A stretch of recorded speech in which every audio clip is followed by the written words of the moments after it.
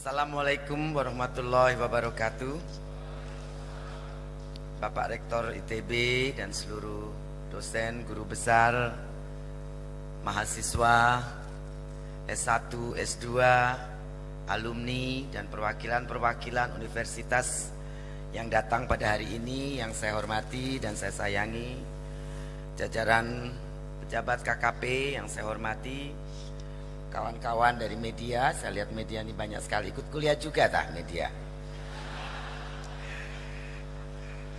Oke, terima kasih banyak dan satu penghargaan luar biasa, undangan dari ITB untuk saya memberikan sharing. Saya tidak berani bilang kuliah umum, Pak.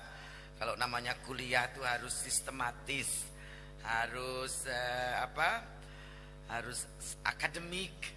Nah, tapi saya mencoba untuk share apa yang ada dalam benak dan rencana-rencana saya sebagai pribadi dan seorang menteri pejabat negara. Karena dalam ini kalau saya bepergian kemana-mana itu biasanya ide sambutannya seperti pejabat negara.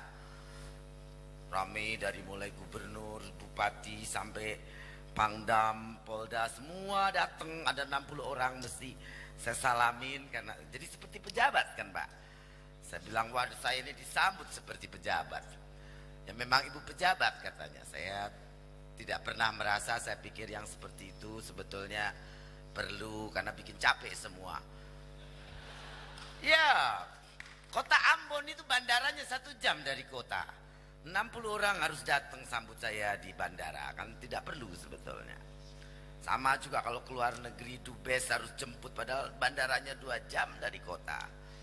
Pak Rektor juga tadi jemput saya, terima kasih, Pak.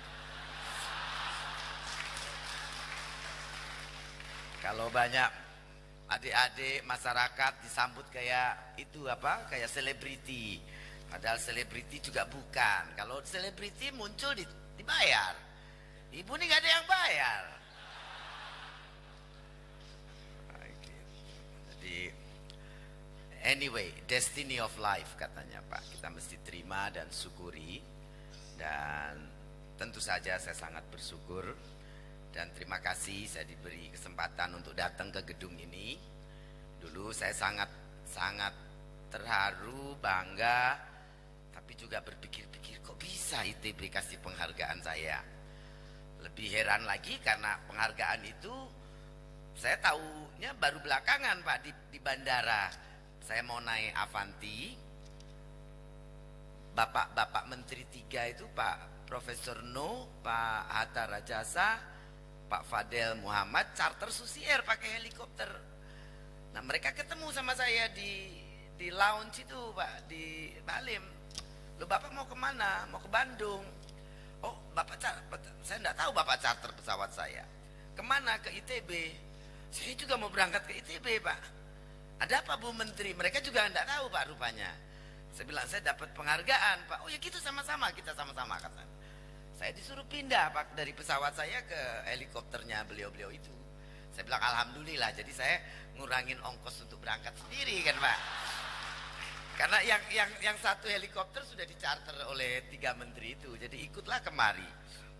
Jadi saya bersanding, berjejer dengan 3 menteri, mendapatkan penghargaan dari universitas yang saya yakin di Indonesia mungkin credibility dan accountability dari ITB diakui dan dianggap nomor 1. Jadi komentarnya atau statementnya atau hasil-hasil daripada yang dilakukan oleh ITB selalu mendapat rating dalam dunia akademik itu nomor 1, Pak. Saya berharap nanti saya selesai memberikan sharing ini juga walaupun tidak akademik, tapi at least it was a nice share, Bu Menteri, gitu komentar yang saya harapkan nanti, Pak. Saya tidak mengharapkan wah itu kuliah yang hebat, tapi at least was nice, good share experience yang bisa menginspirasi dan membuat kita semua sadar dan bangga, sadar akan tanggung jawab kita dan bangga menjadi orang Indonesia, negara yang hebat. Baik, saya mulai dari awal mungkin Bapak dan Ibu sekalian. KKP memulai beberapa pembenahan dan tema-tema kita pastikan itu sesuai dengan visi dan visinya pemerintah. Presiden sudah bicara dengan jelas dalam rapat kabinet. Tidak ada visi misi menteri, yang ada visi misinya presiden. Presiden menginginkan laut menjadi masa depan bangsa. Indonesia menjadi poros maritim dunia. Laut masa depan bangsa, 4 kata yang kedengarannya gampang diucapkan. Tapi apa yang harus kita lakukan itu, it's a hell of work, it's a dam of integrity dan accountability. Ya, karena harus pastikan itu masa depan bangsa kita. Apakah kita akan berakhir 1 generasi? Tidak. Orang Indonesia sampai 10.000 tahun, 20.000 tahun lagi NKRI harus tetap ada. Setuju enggak? So, 100 of generation to come. Dan kita harus memastikan laut itu bisa menjadi tumpangan hidup, penghasilan, baik ikan itu untuk dimakan sebagai sumber protein anak-anak bangsa. Kita harus sadar sekarang, hasil sensus 2003 sampai 2013, 1 dari 3 anak Indonesia grown up stunt. 1 dari 3 anak-anak Indonesia dalam 10 tahun terakhir pertumbuhannya kuntet. Karena apa? Karena kurang nutrisi, kurang protein. Globalisasi, kita tidak bisa tutup pintu menjadi negara terisolasi, tidak mungkin lagi. Global, like it or not, they are coming and they are, and we are in it. Kalau kita tidak mempersiapkan generasi kita, brain, body, healthy, good stamina, IQ materialnya tinggi, mau gimana? Bapak boleh bangun universitas banyak, tapi kalau raw material, our people, IQ-nya rendah, take ages untuk mereka bisa pintar, kan juga wasted nanti. Dan ini yang harus menjadi tanggung jawab semua pejabat negara, semua orang yang aware dan mengerti dan tahu apa itu generasi bangsa, harus seperti apa, harus diapakan, harus di-guide kemana. Benar, generasi yang akan datang akan menentukan nasib mereka, tapi kita mempersiapkan mereka untuk punya stamina, punya kapasitas bersaing, berkompetisi. MEA kita sudah ditunda-tunda, akhirnya kan sudah jalan. Bangsa-bangsa lain setiap 10 tahun tingginya naik paling tidak dari 1,5 cm ke 2,5 cm setiap 1 dekade. Orang Jepang 10 tahun yang lalu dan sekarang average height-nya sudah jauh bertambah. Indonesia 10 tahun terakhir backward. At least many part of the children. Karena hasil sensus itu kan hasil yang kita bisa pegang kebenarannya dan kesahihannya. Is average. Coba kalau kita lihat anak-anak yang 12-13 tahun sekarang, anak-anak SD, betul kecil-kecil, Pak. Betul size-nya not normal, not as most of it. Dan ini tanggung jawab kita semua. Selain dari itu, nilai tukar petani, nilai tukar nelayan juga sangat rendah. Dalam 2003 sampai 2013 sensus juga menunjukkan angka jumlah nelayan Dari 1.600.000 rumah tangga nelayan menjadi tinggal hanya 800.000 saja. Kenapa? Kenapa berkurang? Berkurang karena hidup jadi nelayan was not enough to live. Hasilnya tidak cukup untuk hidup. Jadi banyak yang menjadi ABK, mungkin menjadi tukang beca, menjadi buruh-buruh urban dengan level standar hidup yang jauh lebih rendah. Karena di kota infrastruktur fasilitas mereka punya for livelihoodnya juga sangat minimum. Kalau di daerah at least mereka rumahnya masih rumah mereka yang built permanently. Apapun kondisinya, kalau di kampung kan permanen is home. Tapi kalau mereka jadi buruh urban di kota, pakai kardus-kardus di bedeng-bedeng pinggir rel kereta api, di bawah jembatan, itu livelihood yang pressuring quality health, quality juga dari stamina badan. Dan ini bangsa kita, generasio gapnya makin hari makin melebar.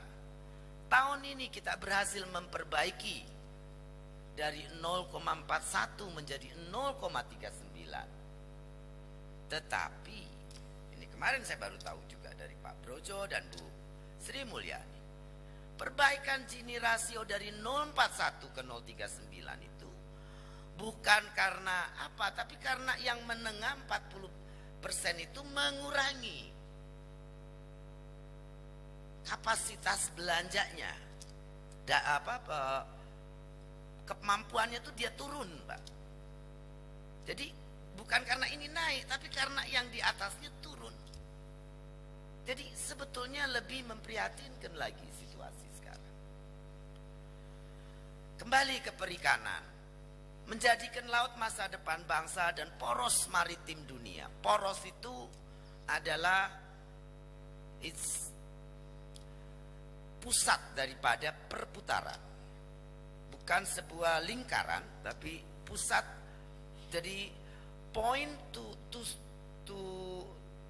hit. Jadi apa namanya bahasa Indonesia? Tolakan, titik tolakan, Pak.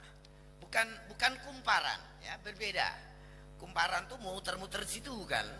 Nah, kalau poros itu titik tolak. Nah, kita ingin Indonesia ini menjadi sebuah magnet out, bukan selain magnet in tapi juga magnet out. Nah, itu pekerjaan yang sangat besar, ambisius, yes. Tapi sebetulnya geographically kita bisa claim by its situated, by its geographic, itu kita sudah menjadi titik tolak dan lewat, masuk dan lewat. Kenapa? Karena 4 samudera melewati kita. Kita juga punya 3 alki. Jadi secara sebetulnya sudah. Cuma sayangnya mereka ini cuma lewat doang Indonesia. Kalau yang nggak lewat doang, diambil barang kita, hasil bumi, natural resources kita, mining kita, gas kita, minyak kita, take it all out. Refinery belum banyak di kita, bahkan mungkin belum ada. Kita selalu ragu untuk memutuskan yes or no export. Begitu kencengnya lobby to just take easy way and do it somewhere else. Sampai hari ini kita belum mampu mengunci and say no export for raw material. Akhirnya apa? 20 tahun yang lalu Indonesia anggota OPEC, penghasil minyak. Menteri kita menjadi sekjen OPEC. Nowadays, just in 2 decades, belum 20 tahun yang lalu, itu baru kemarin Pak kalau saya ingat. Tidak lama. Kita sekarang 100% net importer daripada minyak. Jadi hasil bumi itu kita tidak bisa relying and thinking they gonna stay there forever for generasi ke generasi. Akan ada habisnya. Laut adalah sumber yang istimewa. Karena apa?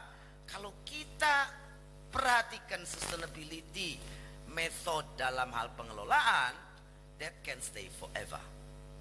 Karena apa? Karena itu livelihood. Ikannya hidup beranak pianak. Tapi kalau gas, oil, once you exploit, terus menerus, mereka mau jadinya lagi stoknya another million of years. Ini yang harus menjadi perhatian kita. Beberapa lokasi minyak sudah habis. Apa kita lihat di sana rumah masyarakatnya jadi gedung semua di dekat-dekat kilang-kilang minyak itu? Saya lihat enggak juga. Batu bara dekat-dekat situ warungnya ya tetap saja reot-reot di pinggir sungai Kapuas.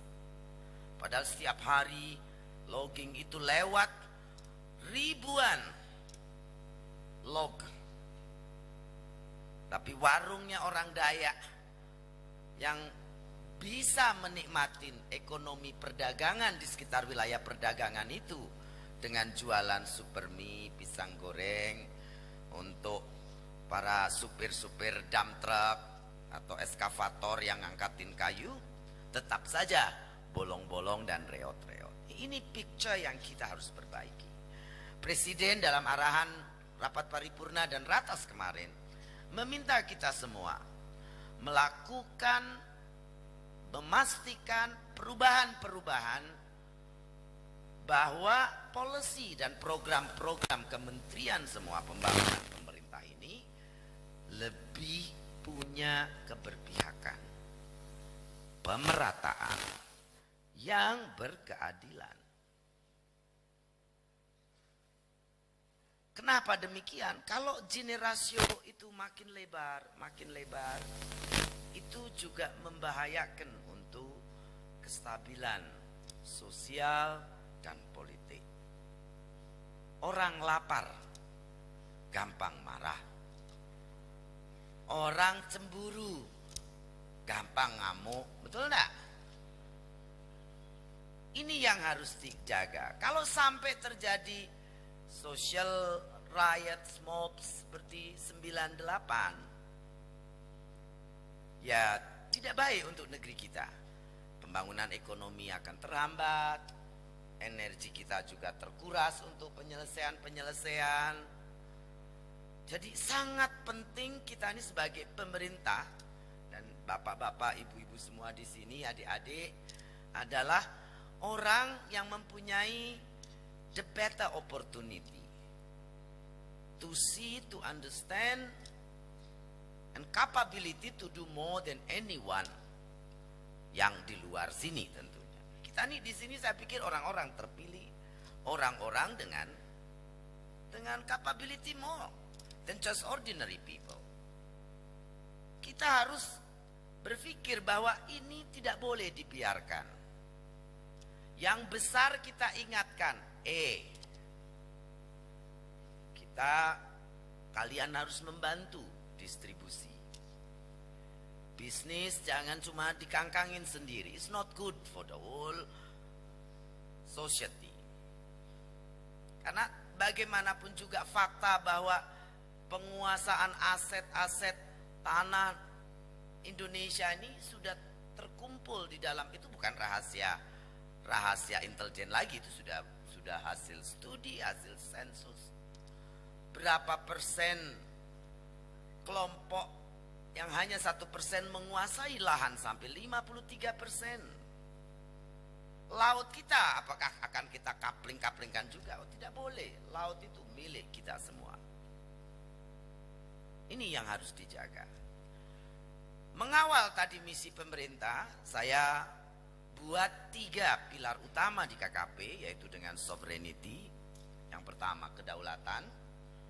Kenapa kedaulatan saya taruh di nomor 1? Karena tanpa kedaulatan kita tidak punya kemandirian untuk bikin apapun. Baru bikin rencana kelihatan yang gak suka, gak boleh itu. Tidak akan terlaksana planning dan program kita. Kemudian kedaulatan juga sangat penting supaya kita keluar dari intervensi dan disturbances. memastikan kemandirian itu bersama kita dari awal. Karena itu membangun ekonomi mandiri visinya pemerintah. Nawacita itu kan membangun ekonomi mandiri, salah satunya. Kemudian kita pastikan masa depan bangsa itu generasi-generasi. Kita pastikan keberlanjutan di situ. Jadi pilar kedua keberlanjutan. Yang ketiga kesejahteraan. Di KKP itu terrefleksi dengan bentuk pembagian dirjen-dirjen untuk mengerjakan pekerjaan itu. Kedaulatan yang menjaga adalah PSDKP, dalam hal ini yang menindak, menembak, mengecek, memeriksa kapal-kapal legal, semi ilegal, apapun yang terjadi praktek-praktek yang tidak benar ada di laut, itu dirjennya PSDKP. Yang kedua karantina, memastikan keluar masuknya barang, produk perikanan itu tidak akan merusak. Tidak ada jenis-jenis ikan yang akan menghancurkan ikan di Indonesia misalnya, atau ikan yang membawa penyakit ke Indonesia, atau ekspor ilegal, atau ikan masuk secara ilegal dan lain sebagainya. Di kedaulatan, di keberlanjutan ada 3 dirjen di situ, 4, yaitu dirjen tangkap untuk perikanan tangkap laut, kemudian yang kedua budidaya, kemudian yang ketiga PRL yaitu pulau-pulau kecil kelautan, dan yang keempat komersialisasi bisnis. Karena tanpa bisnis kita poles ya tidak ada yang sustainable. Ekonomi subsidi tidak boleh menjadi acuan sebuah negara untuk membangun ke depan. Karena negara kalau memaksakan terus subsidi juga akan bangkrut. Jadi yang benar ya kita harus membuat business sense, merubah pola-pola anggaran dengan betul, membuat program-program pemerintah itu bukan cuma spend money, but what's the output, what's the result. Lo keluar duit 1 miliar itu hasilnya apa buat nelayan? Kalau programnya jelek ya lebih baik duitnya bagi-bagiin saja, kita jadi Santa Claus. Seperti subsidi BBM untuk nelayan, saya putuskan potong, tidak usah. Karena disalahgunakan oleh pemilik-pemilik kapal 30 GT ke atas. Mereka kapalnya di markdown, sudah bayar pajaknya juga rendah karena markdown. Karena kalau nelayan kecil, ya Pangandaran sekarang sudah punya pom bensin, contohnya tempat saya lahir. Dulu tidak ada. Nelayan kecil kapal 11 meter itu tidak ada yang pakai solar subsidi. Karena bahan bakarnya juga bukan solar. Bahan bakarnya juga 2 taks. Yang mereka beli dari warung-warung yang harganya 2 kali lipat daripada di pom bensin. Jadi dari zaman dulu subsidi BBM nelayan itu tidak pernah jatuh ke tangan nelayan. Makanya saya putuskan begitu saya jadi menteri, saya buang subsidi BBM. KKP mengembalikan uang ke negara. Kalau tidak salah 900.000 kiloliter yang kita kembalikan. Tahun ini saya putus lagi 1,2 juta kiloliter. Karena ternyata kapal-kapal Pantura itu yang ukurannya 100 GT, di suratnya itu cuma 27 GT, Pak. Markdown. Ya mereka ini yang dapat, mereka punya akses, punya koneksi, yang kecil tetap saja tidak dapat. Jadi saya putus ini subsidi, saya buat SPDN di setiap kampung-kampung nelayan. Itu program kita. Kita juga membangun, nanti saya akan kasih lihat SKPT. Pembangunan terintegrasi di pulau-pulau terluar. Kita mulai dengan 12 pulau. Kita gelontor satu pulau itu antara 30 sampai 150 miliar untuk bisa punya integrated fishing industry. Menampung hasil para nelayan. Seperti itu. Dan kita membangun pulau terluar. Kenapa? Dengan perkembangan beberapa hal di Laut Cina Selatan Ini harus menjadi a warning alert untuk kita. Pulau-pulau terluar kita, sebatik sudah hilang, kita semua harus mulai start untuk melihat kalau kita tidak apa-apakan, kita tidak bantu saudara-saudara kita yang di jalur paling depan sana, mereka lebih dekat dengan negara-negara tetangga kita, ya mereka nanti akan menjadi orang lain, pulaunya dimiliki orang lain. Nanti kita bisanya cuma marah-marah, bangga menyebutkan punya 17.000 pulau, tapi diapa-apain nggak pulau-pulaunya. Nah itu dia. Nanti kalau ada orang yang mengelola, orang semua ngomel gitu. Memang benar pengelolaan pulau-pulau juga harus sesuai dengan aturan-aturan. Itulah kenapa KKP juga tahun ini akan memulai menginventarisir, menertibkan, mendata, memberikan nama dan mendaftarkannya ke PBB. Kita sudah punya 1.100 yang siap didaftarkan ke PBB pada bulan Agustus nanti.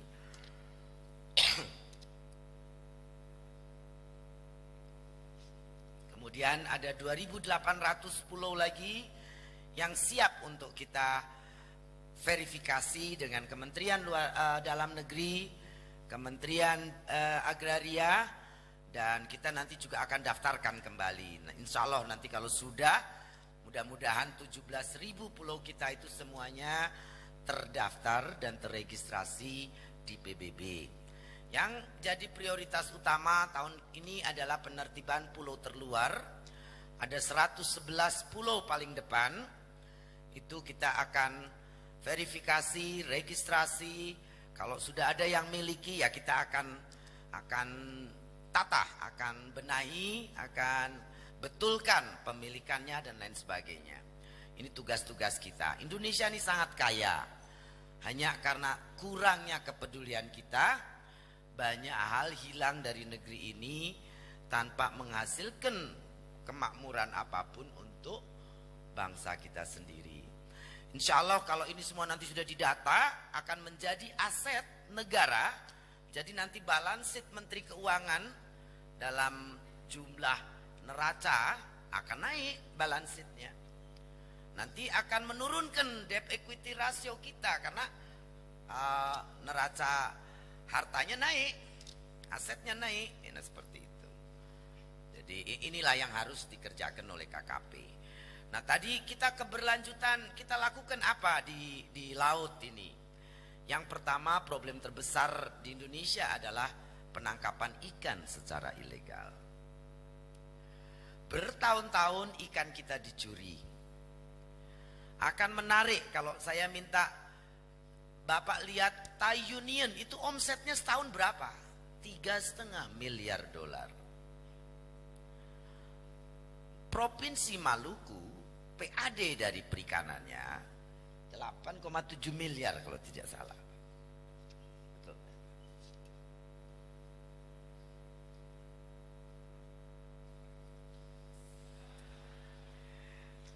Kopinya panas, kalau dingin kan jadi nggak enak sayang.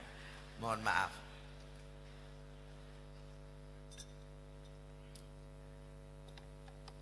Kalau tidak salah 11,860.000 saja. Dan perlu diketahui operasi kapal-kapal Thai Union itu 99% ada di Provinsi Maluku. Ini omset setahun loh, bukan omset selama dia berdiri, omset 1 tahun ya. Jadi apa yang terjadi di laut Indonesia ini luar biasa Pak. Hanya kita tidak pernah tahu, kita tidak pernah lihat. Saya tahu persoalan terbesar perikanan kita ada di situ. Saya tahu persoalan kenapa rumah tangga nelayan dari 1,6 juta turun menjadi hanya 800.000 saja. Akhirnya saya juga dapat data di KKP bahwa selama 10 tahun itu ada 115 eksportir yang tutup gulung tikar karena pabriknya nggak dapat raw material. Cuma tidak terekspos. Itu miliaran dolar. Kalau Pangandaran yang kecil saja omset perikanannya bisa sekitar 15 sampai 25 juta dolar. Apalagi tempat lain yang besar-besar. Dulu Cirebon udang luar biasa, dari timur juga banyak, hilang dalam 10 tahun. Kenapa kok sangat drastis dalam 10 tahun itu? Karena tahun 2004 Indonesia mengeluarkan peraturan yang memperbolehkan kapal-kapal asing masuk ke Indonesia, berbendera Indonesia, menangkap ikan di wilayah Indonesia. Istilahnya kita mulai jual izin tangkap ikan kepada asing secara resmi. Tepuk tangan Pak, karena selama ini kan sembunyi-sembunyi itu Pak. Tepuk tangannya untuk pencuri ikan Pak ini. Mereka bertepuk tangan, senang karena tadinya ngumpet-ngumpet, sekarang jadi resmi.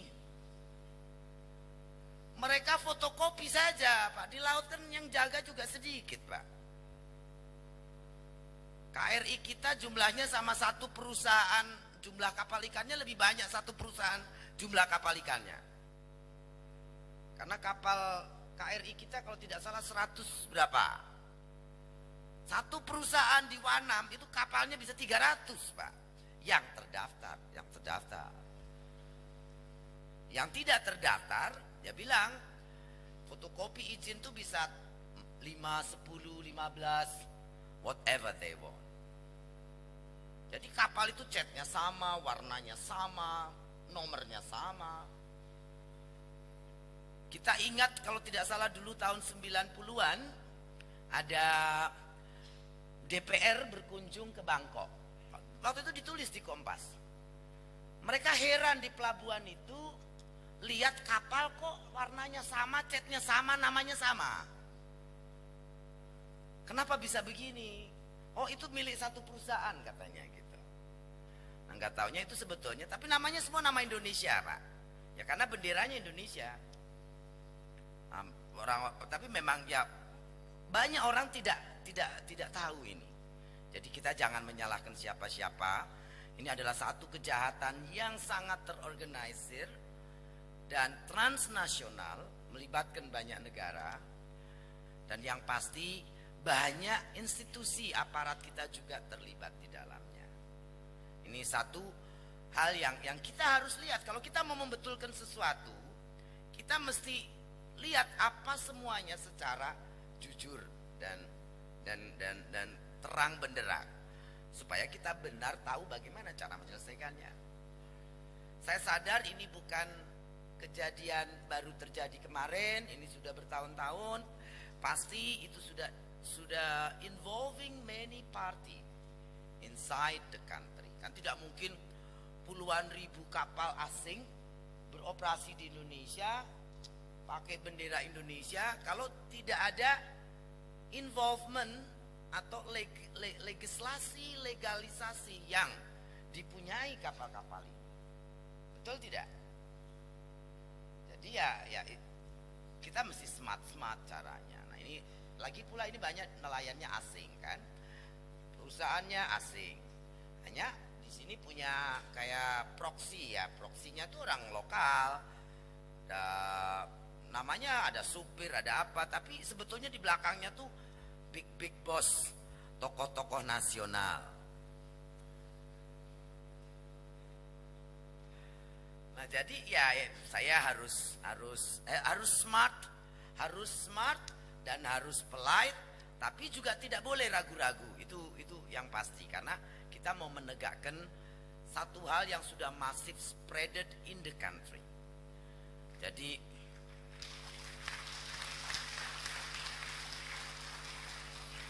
yang pertama saya undang Dubes Pak. Jadi saya dilantik tanggal 28 Oktober. Tanggal 7 November pertama saya bikin surat seluruh ke Bupati dan Wali Kota, membebaskan kapal-kapal di bawah 10 GT untuk boleh melaut tanpa izin, tanpa bayar, tanpa apa-apa. Jadi saya lakukan deregulasi dari tanggal 7 November 2014 kita sudah mulai. Sebelum paket kebijakan ekonomi, KKP sudah melakukan dulu. Itu deregulasi untuk kapal-kapal di bawah 10 GT. Moratorium Permen nomor 56 untuk kapal-kapal ikan eks asing. Saya bikin peraturan saja sudah diskriminatif, Pak. Yang protes banyak, Pak. Tapi kan kita mau menyelesaikan masalah secara cepat, lugas, dan tidak jadinya fokus gitu, Pak. Karena kita targetnya tahu spesifik. Kalau saya dituduh diskriminatif, ya whatever. Saya bilang kalau nggak terima kalian petunin saya saja. Silakan bawa pengadilan. Saya bilang begitu. Jadi langsung saya buat Permen 56, kapal eks asing tidak boleh melaut lagi. Moratorium 6 bulan. Setelah 6 bulan saya perpanjang. Kemudian pelarangan transshipment. Nah, pelarangan transshipment ini yang mengunci kapal-kapal itu tidak bisa sembunyi-sembunyi lari ke laut. Karena selama ini praktek illegal fishing itu pelabuhan itu kosong, tidak ada yang didatangi kapal. Semua di tengah laut, Pak. Jadi exchange crew, loading ikan, loading minyak, apa semua di tengah laut. Orang-orang pulau hanya lihat pulau terapung, terang benderang malam hari. Kalau siang nggak kelihatan. Saya pernah bawa orang dari Papua, dari Wanam ke Jakarta, yang kejadian illegal fishing di Wanam. Satu rombongan ada 10 orang. Wanam itu kepulauan Yosudarso di Papua bawah. Saya suruh direktur KKP bawa jalan-jalan ke keliling Jakarta, karena mereka tinggal berapa hari di Jakarta. Besoknya ketemu saya, cerita, Pak, Bu Menteri, di sini lampunya banyak sekali, terang-terang. Kata mereka, Pak, tapi kalah terang sama lampu di Wanam di tengah laut sana, katanya. Karena lampunya betul-betul terang sekali, Pak. Kalau kapal cumi itu lampunya kan ribuan watt satu lampunya. Jadi seperti kota terapung, kata mereka. Pas saya bilang orang Jakarta kalah nih sama orang Papua lampu terangnya, saya bilang. Iya, itu ironi hal-hal yang ada di kita tuh seperti itu. Jadi transshipment akhirnya mereka semua mendarat ke pelabuhan. Baru kelihatan gede-gedenya kapal, Pak. Gubernur juga gubernur Maluku, begitu besar kapalnya. Kemudian setelah itu saya panggil dubes tadi, foto-foto tuh saya panggil 6 dubes dari Filipina, Malaysia, dari Vietnam, China, kemudian dari Australia, dari Vietnam, dari Thailand. Ya, 6 dubes saya ajak makan siang. Makan siangnya cukup lama, 6 jam.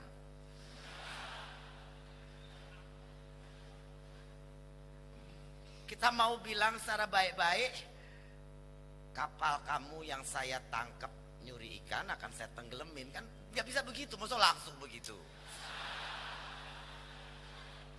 Sedikit diplomasi kanan kiri. Salah satunya saya bilang, Excellency, terima kasih nih udah hadir. Saya tersanjung Anda semua mau memenuhi undangan saya. Anda tahu saya ini menteri with the least or the lowest education background, but President giving me the biggest portfolio because sea ocean is 2/3 of the country. So the biggest responsibility, the biggest works, but the most uneducated. So saya bilang, I will need all your assistance. Would you help me and would you assist me? Saya bilang, so I can do my job appropriately, sufficient and efficient, effectively. I can run my job. Otherwise, I will be replaced within weeks. Saya bilang, so would you helping me? Oh, of course, Excellency, kata mereka.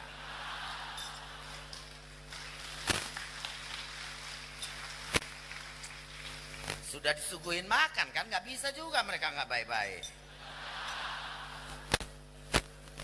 Belum tahu, belum. Nah tuh saya mulai pelan-pelan. You know, Excellency, the problem illegal fishing is a big problem in our oceans.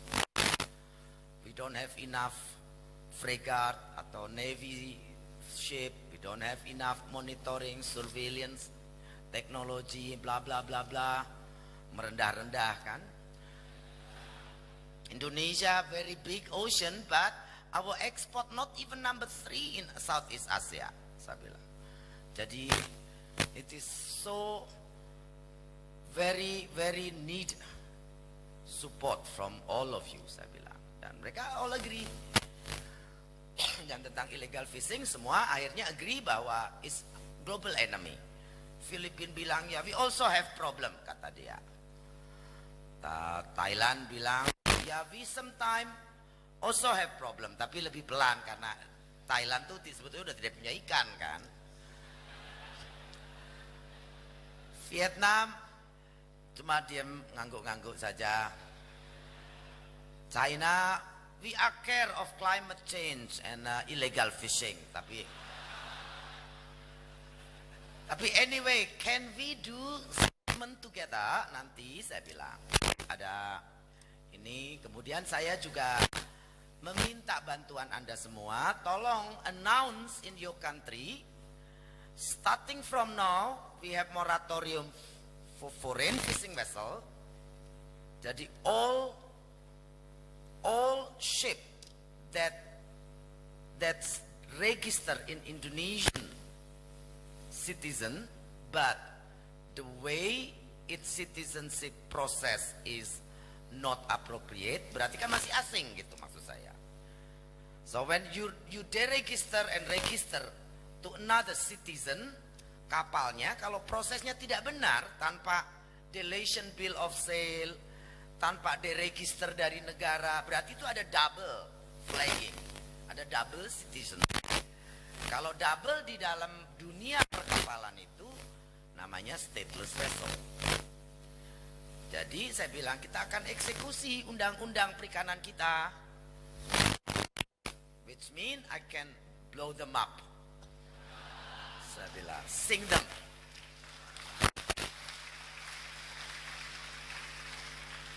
Beberapa ada kelihatan muka rautnya agak kaget, tapi beberapa kelihatannya oke, belum kebayang sama mereka mungkin. Bu Menteri ini ngomong saja, dia anggap. But you agree, Excellency, because this is our biggest problem. Ya. So, udah selesai. Yang Australia udah mau keluar di depan wartawan, mereka satu persatu harus press conference, yang mana mereka support me and agree illegal fishing to global enemy, bukan cuma Indonesia enemy. Jadi dicegat di depan, ditodong sama wartawan. Sudah selesai, Australianya bisik-bisik sama saya, why you put me together with all these people, katanya. Australia merasa dia kan lebih negara maju, tidak melakukan perusakan lingkungan dan bla bla bla. Saya bilang, ambasador, your ship is also coming to Arafuru Sea and trolling in our sea. Saya bilang, oh oke. Gak bisa komplain. Dia merasa kok saya di put together with all these people. Saya bilang, oh gimana, itu all ambassador, saya bilang. Jadi ada juga Pak yang sedikit offended gitu. Tapi selesai itu ya udah mulai kita gaungkan rapat. Pak Presiden perintahkan Panglima dukung Menteri KKP, Kepolisian, Jaksa Agung, semua harus dukung Menteri KKP. Tapi pelaksanaannya kita tangkap, tetap saja masuk pengadilan. Proses bulan-bulan lagi. Sampai akhirnya Presiden pidato beberapa kali mengeluh beliau, saya udah perintahkan 3 kali masih belum ditenggelamkan. Akhirnya rapat sampai malam Pak, tengah malam.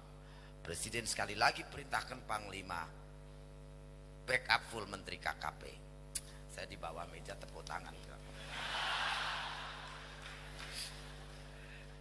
Awal-awal selalu bilang, lapor saya ke Panglima tertinggi Presiden. Saya bilang, ya kemarin kan sudah ratas, saya harus di backup gitu kan Pak. Tapi ya biasalah, kadang-kadang ego sektoral ada. Tapi that was not long.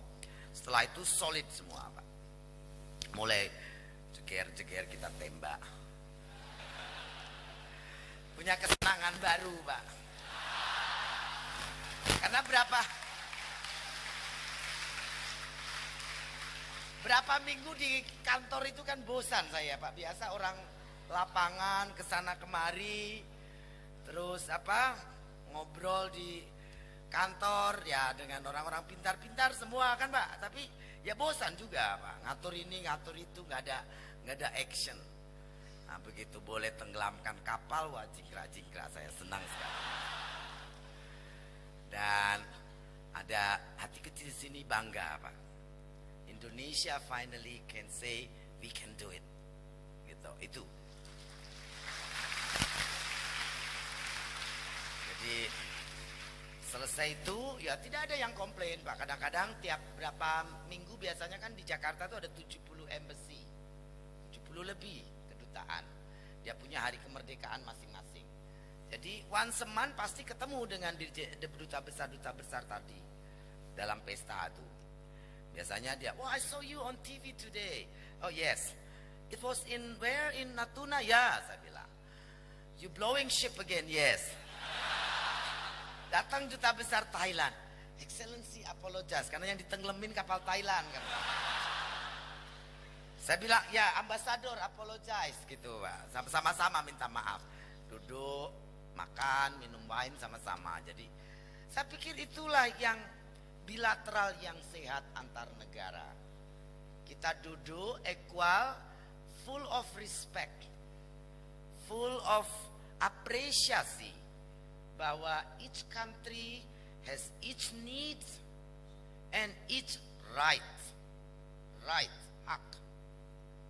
to have the sovereignty, to have the economy strength, and to have to manage their own natural resources the way they want. Itu adalah every country rights. Kita tidak perlu takut. Dari pengalaman ini saya tambah pede, tambah berani dalam membela country rights. We have to say what we want, we have to say what we mean. Alhamdulillah saya tidak ditempatkan di Kementerian Luar Negeri Pak. Kalau Kementerian Luar Negeri kan tidak bisa ngomong seenaknya karena kan mereka diplomat, harus ada bahasa halus gitu. Saya selalu bilang sama Bu Retno, ya kita jaga begini saja. Saya bilang ikan ini ada di IIZ saya. Kalau ikan itu masih di titiknya koordinatnya dalam IIZ kita, it's my fish. Kalau dia sudah berenang tempat kamu, ya that's yours. You can take it. Karena waktu ribut dengan kapal Tiongkok di Natuna, mereka prinsipnya it's our traditional fishing right kata mereka. Saya bilang, excuse me, it's our historically traditional fishing right. I said, I never read that right. Saya bilang, Indonesia juga, saya bilang, had been fishing until Madagascar in the old days. Ya, nelayan Makassar, Bugis ditangkepin di perbatasan Australia kan, di Christmas Island. But we never claim laut itu our historical traditional fishing zone. Saya bilang kalau semua negara bisa claim historical rights, ya nanti dia sampai ke sana Pak, sampai ke Australia. China punya laut. Bilang, I don't get it, saya bilang. The ship yang kita tangkap, yang kita tembak itu kan dalam koordinatnya ada di IIZ kita. So you are there, ya berarti you nyolong ikan kita. Bahwa nanti ikan tuh berenang sampai ke luar dari IIZ, ya tunggu saja di luar, jangan di dalam kita. Koordinat IIZ kan sudah internationally, ya, internationally recognized dan dihormati, dilegalkan dalam klausul UNCLOS. Jadi tidak bisa seenak sendiri. Nah, makanya kalau ada profesor yang protes saya tempo hari, Menteri Susi ini sekarang menyia-nyiakan, memubazirkan ikan-ikan di laut lepas, di EEZ. Karena kapal-kapal kita tidak sampai EEZ katanya, terlalu kecil. Siapa bilang? Saya bilang. Kalaupun ia tidak bisa, saya bilang, ikan itu dalam satu ekosistem itu semua ikan kalau mature pasti akan mating, kawin. Ikan kawin juga sama kayak kita punya otak, mereka tidak mau di gelombang besar. Pasti akan ke pinggir, ke pantai-pantai. To breed, mating dan breeding semua di coastal. Ada ikan yang kawin di tengah gelombang besar, ada. Saya belum, mungkin siapa tahu ada New Science. Setahu saya di SD itu pantai itu semua tempat breeding zone-nya ikan. Mating, breeding, nurturing untuk membesarkan. Kenapa ibu-ibu ikan itu melepaskan bibitnya di pantai? Karena aman. Karena itu mother instinct dari ikan sama. Mungkin ikan sidat yang berbeda. Kalau ikan sidat kita tahu dia dari semua sungai di seluruh dunia dan Indonesia itu berenang setelah dewasa ke Saragossa Sea. Di sana mereka kawin, beranak, dan glass eel-nya yang kecil-kecil itu akan berenang kembali ke asal masing-masing dan gak kesasar. Itu hebatnya sidat. Mereka punya GPS yang sangat canggih, lebih canggih daripada buatan elektronik pabrik besar. Mereka kecil sekali seperti gelas kaca, berenang. Yang dari sungai Citanduy kembali ke sungai Citanduy. Yang ibunya dari Pelabuhan Ratu, dia juga kembali ke sungai Pelabuhan Ratu. Yang dari Poso juga kembali ke sungai Poso. Itu betul.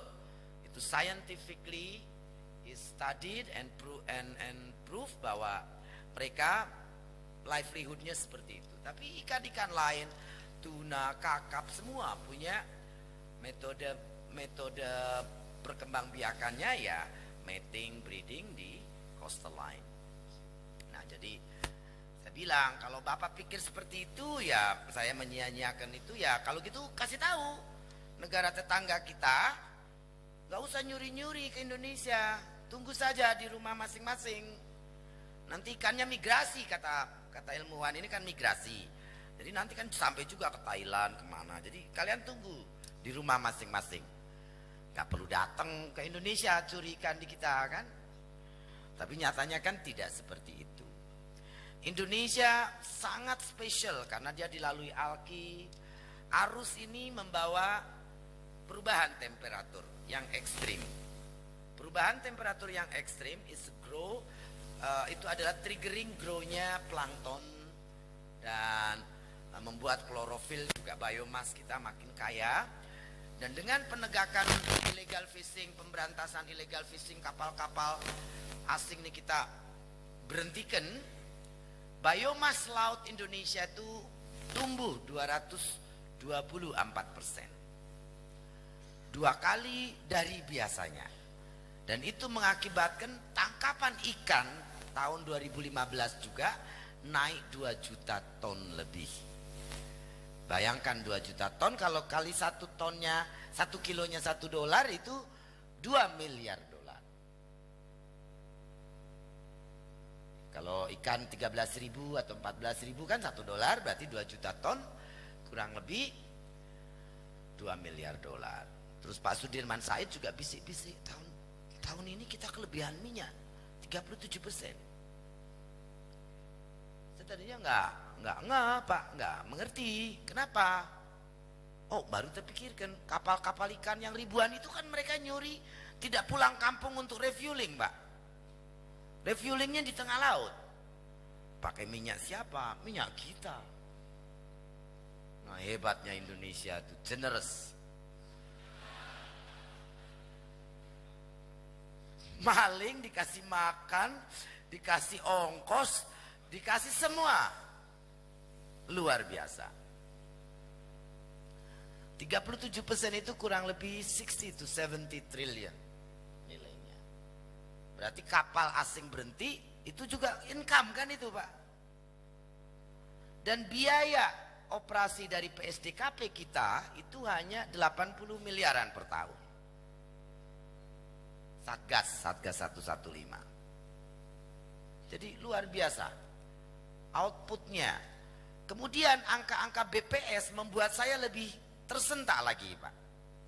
Selain tangkapan 2 juta ton naik, kita juga melihat NTN-nya nelayan, nilai tukar nelayan dari 102 naik ke 110. Nah ini. Kemudian nilai tukar usaha perikanan lebih ekstrim lagi naiknya. Jadi mereka ini sekarang hasil tangkapan ikan, hasil jual beli ikan, itu marginnya makin lebar Pak. Dan ini satu hal yang betul Pak. Kalau ini seperti begini terus makin lebar tapi semua sama-sama naik ke atas. Itu membuat bisnis menarik. Nelayannya dapat duit, padahal nilai tukar nelayan ini naik di situasi BBM subsidi dicabut. Harga-harga secara general juga mahal karena BBM nasional juga dicabut subsidinya.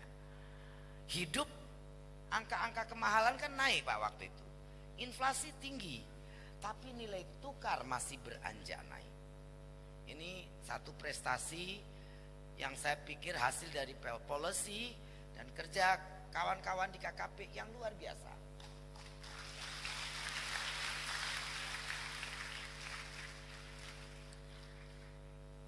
Kemudian ikan juga menyumbangkan deflasi. Pada saat semua komoditi pangan itu kontribusi inflasi, perikanan komoditi ikan menyumbangkan deflasi. Kenapa? Harga turun. Kalau ekonom mengerti sekali kalau kita bilang deflasi, wow. Berarti kita sanggup menurunkan harga ikan. Import turun, ekspornya naik. Semua angka-angka parameter-parameter yang ada keluar dari BPS ini untuk saya takjub Pak. Saya tidak punya background akademis, jadi tidak mempelajari matrik if you do this you gonna go there, gitu kan, tidak seperti itu. Saya pakai pure logic thinking dan pengetahuan saya tentang ekosistem dan its livelihood dari practical life saya punya dan entrepreneurship bisnis yang saya lakukan selama 30 tahun itu saja. Tapi begitu lihat angka-angka ini saya bilang wow, oke. So at least membuat saya lebih confident we are on the right track. Nah kemudian moratorium itu kan kita tidak bisa panteng terus Pak, ada berakhir November. Sebelum berakhir saya cari akal, ini kapal asing pasti minta jalan lagi, kalau tidak saya bikin permen 1-2 yang melarang kapal-kapal troll. Karena kebanyakan kapal-kapal ikan asing itu semua trollers, troll besar. Tadi ada foto contoh di bawah yang tadi kapal yang di Pangandaran. Kalau kawan-kawan adik-adik ke Pangandaran ada kapal besar yang kita kandaskan. Ini bisa lihat dari pajaknya naik, PPh-nya naik. Itu nanti data-data bisa dipelajari oleh adik-adik semua. Untuk ini kapal ini 1200 GT Pak. Yang tadi saya tembak tadi di dalam video kita tembak. Ini kapal 1200 GT, panjang jaringnya tuh 399 km. Ya. Di Arafuru, di Ambon, di mana tuh biasa panjang jaring 150 km, Pak. 50 km, 75 km, itu kecil. Jakarta, Semarang. Pancingnya saja 7 km. Mata pancing banyak sekali, 7 km. Krunya dari 5 negara. Kaptennya dari Chile, engineeringnya dari Ekuador, ABK-nya ada anak Indonesia, ada Myanmar, ada Thailand. It's a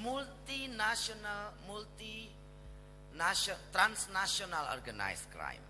Jadi illegal fishing itu bukan cuma pencurian ikan, perbudakan yang terjadi di Benjina. Kalau adik-adik cari di YouTube Benjina itu ada footage yang dibuat oleh Associated Press tentang cerita anak-anak Myanmar, Burma yang diculik. Ada yang dari jalan-jalan Thailand, ada yang dari Rohingya.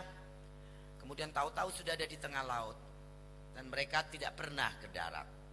Seumur-umur ya hidupnya di laut. Mati baru didaratkan. Sebelumnya matinya dibuang ke laut juga. Tapi belakangan mereka demo, akhirnya dikubur di Pulau Benjina kalau ada yang meninggal. Dan mereka ini pulang, kalau bisa lihat di Google, tragis sekali. Mereka ratusan kita pulangkan, itu hanya bawa kresek isinya 1 kaos dan 1 celana kolor saja. After 30 years, after 25 years, kerja di tengah laut, bertahun, berbulan, tiap hari, tidak ada minum air laut, minum air tawar pun dibatasi karena airnya air laut kan, dia hanya berapa bulan sekali minggir kan. Bayangkan, ikan yang ditangkap pun nggak boleh dimakan. Anda pikir oh enak di tengah laut ikan tangkapan? Enggak. Yang mereka makan ya ikan asin yang dibawa dari daratan, bukan ikan yang mereka tangkap. Jadi tragis sekali, dan Indonesia hampir di-ban oleh dunia, diboikot karena kejadian perbudakan yang terjadi di Indonesia oleh perusahaan Indonesia. Karena PT Pusaka Benjina itu PT Indonesia.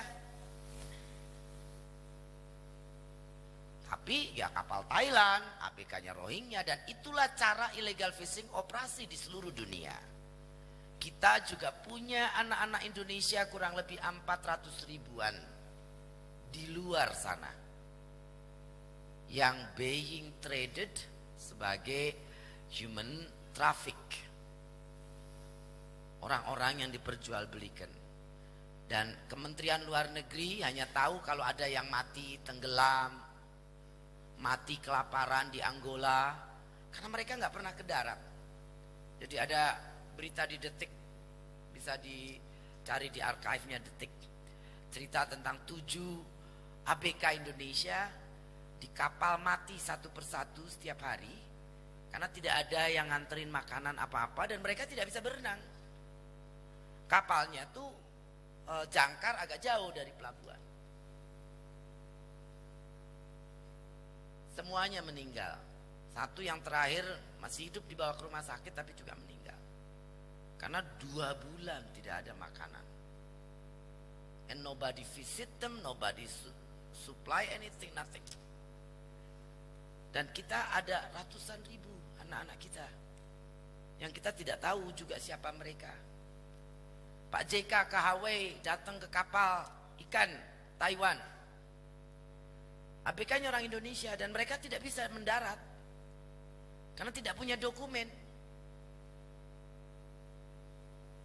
Jadi mereka being transport cross country, dari country ke country tanpa dokumen, appropriate dokumen. Jadi ya nggak bisa kemana-mana kayak tahanan kan di dalam kapal. Set. Jadi itu cara illegal fishing. Kalau di Indonesia mereka pakai ABK dari luar negeri. Di Bering Sea, di laut Southern Sea, di South America mereka pakai dari Indonesia.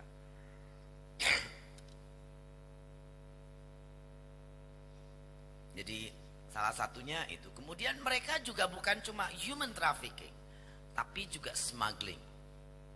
Kapal-kapal tramper, tadi ada SS2, bisa dikasih lihat. SS2 itu kapal Thailand, tramper. Model itulah kapal-kapal pengangkutnya, pelaku penangkapan ikan secara ilegal. Kapalnya besar, cold storage, isi ikannya 2.900 ton. Waktu kita tangkap, kita lelang ikannya 21 miliar, 2,1 juta dolar, 21 miliar ikannya kita lelang. Kapalnya lebih besar daripada KRI kita, Pak. Dan kapal ini dalam 1 tahun 10 kali, 8 kali bolak-balik ngangkutin ikan. Sekali angkut 2.000 ton, 3.000 ton. Dan ratusan kapal-kapal seperti ini. Kalau ini kapal tangkap, ada yang tadi SS2 di video, yang putih warnanya, itu 125 meter panjangnya. Mereka datang kosong, itu membawa rokok ilegal, miras ilegal, narkoba, drugs, kemudian buah, paku, semen, apa saja. Import secara ilegal, tidak membayar bea cukai, pajak dan lain sebagainya. Pulangnya juga bukan cuma bawa ikan. Ingat mungkin Bapak adik-adik baca Haifa yang dibebaskan oleh pengadilan perikanan Ambon dengan denda 250 juta saja, yang membuat saya betul-betul naik pitam marah.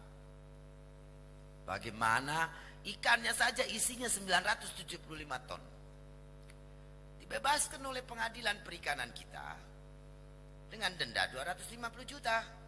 Ikannya sudah dilelang 6 miliar, Pak. Saya bilang semua orang datang curi saja, kalaupun didenda juga ya bayar saja, masih untung kan.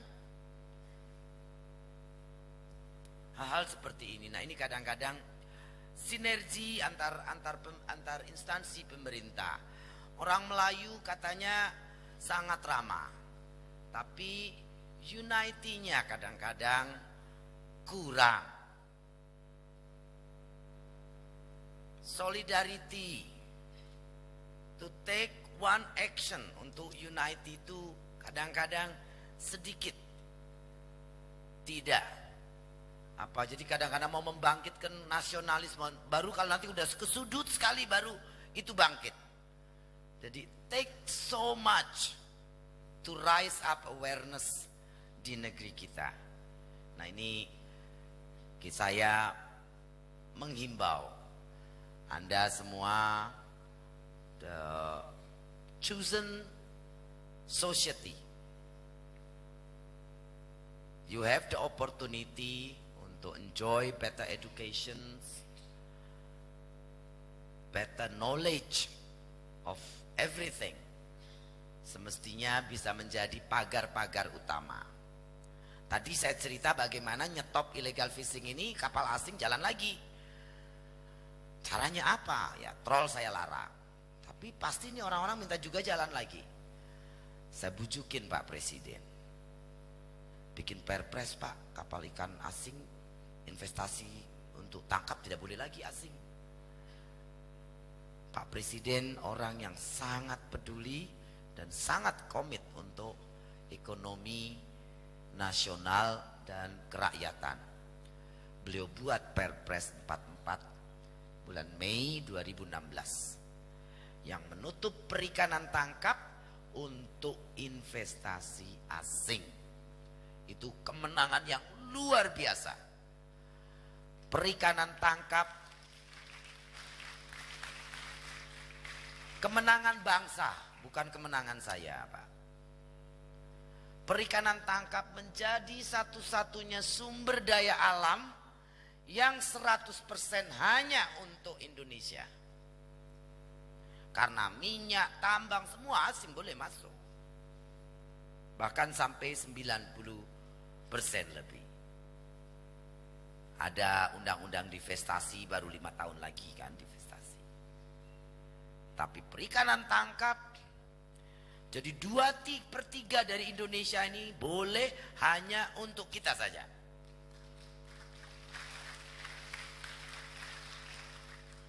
Saya ingin sekarang akademisi harus menjaga Pak.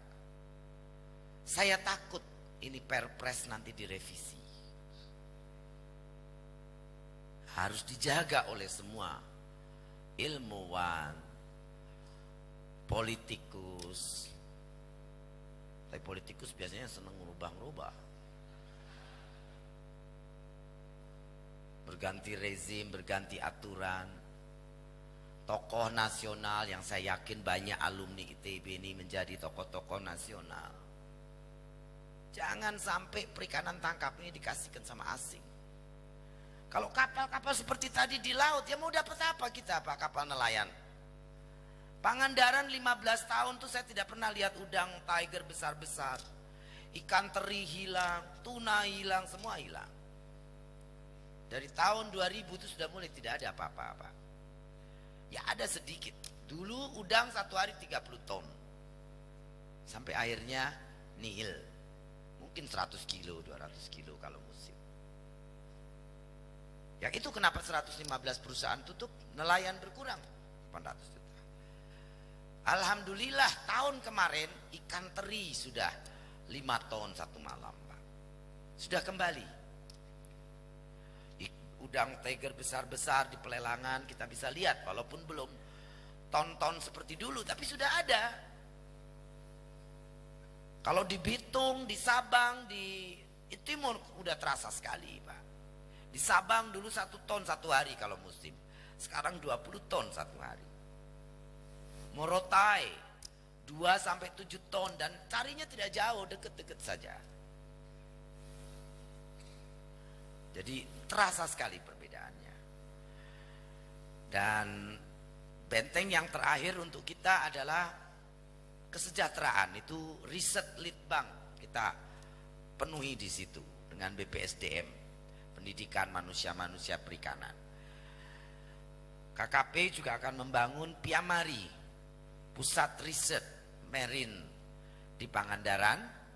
Saya harapkan teknologi apa bisa dikerjasamakan dengan ITB. Saya persilahkan ilmuwan-ilmuwan ITB untuk bergabung melakukan penelitian-penelitian. Akan selesai mungkin tahun 2018.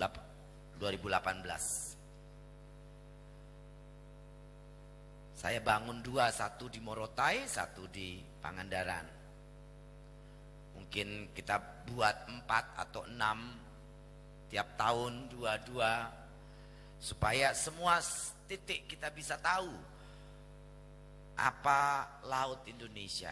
Kelautan kita juga masih banyak yang belum termanfaatkan. Kita baru bicara perikanan kebanyakan, Pak. Zonasi laut belum selesai. Tumpang tindih aturan dan kepentingan banyak.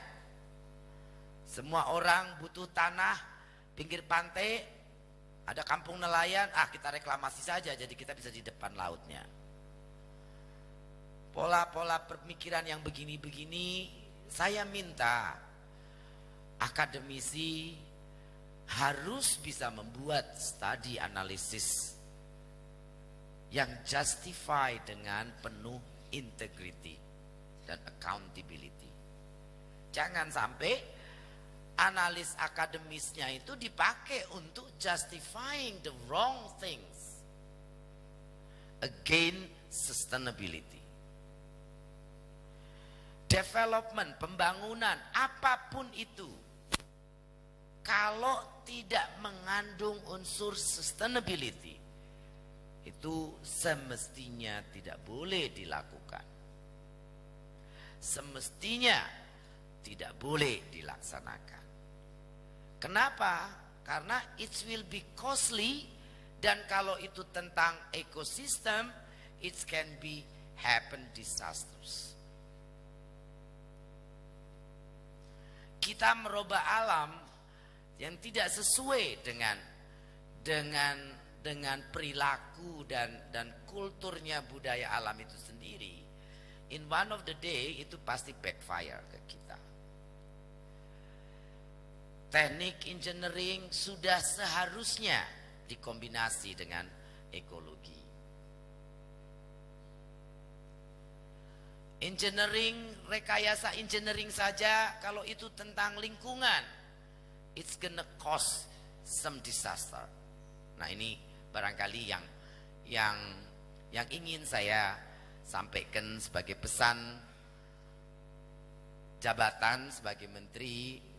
Sekali lagi seperti tadi saya bilang, adalah jabatan politik.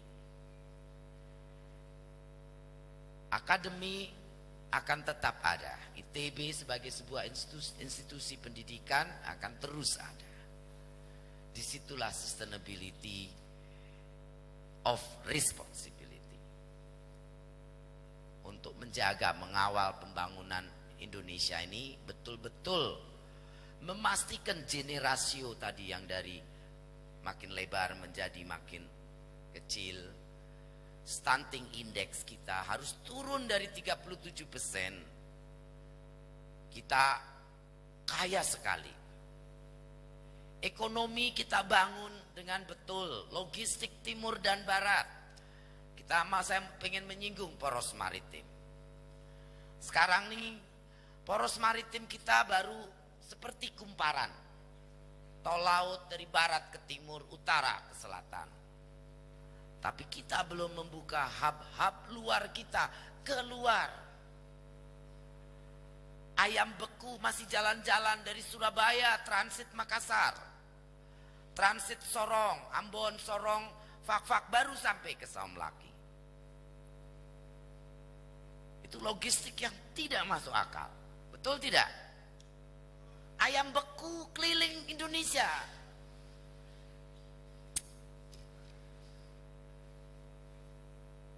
Ya, ayam yang di Saum Laki, ayam yang di Dobo, itu ayam potongnya itu dari Surabaya, Bu. Naik kapal feri kita, transit, nginep semalam di Makassar, nginep lagi di Ambon, Sorong. Akhirnya harga di Saum Laki 100.000. Orang Saum Laki demi NKRI harus bayar ayam 100.000. Tidak fair. Kenapa tidak dari Darwin ke Saum Laki yang cuma 360 kilo? Nah, kira-kira seperti itu. Jadi saya ingin nanti Morotai, Palau, Biak, Palau, Saum Laki, Darwin, Timika, Brisbane. Tapi tentu saja ini akan merubah tatanan oligarki dan oligopoli dari shipping bisnis yang ada di Indonesia. Jadi kalau bisa ditahan-tahan, ya tahan aja dulu, nggak usah. Karena monopoli is a good money. Ini persoalan. Nah, ini yang harus didobrak. Kita perlu pejabat yang berani breaking through, yang berani membuat perubahan, yang berani membuat perbedaan. Ya, kira-kira seperti itu yang bisa saya sampaikan. Terima kasih. Kalau ada tanya jawab, monggo saya persilahkan. Terima kasih banyak. Sekali lagi applause untuk Bu Menteri.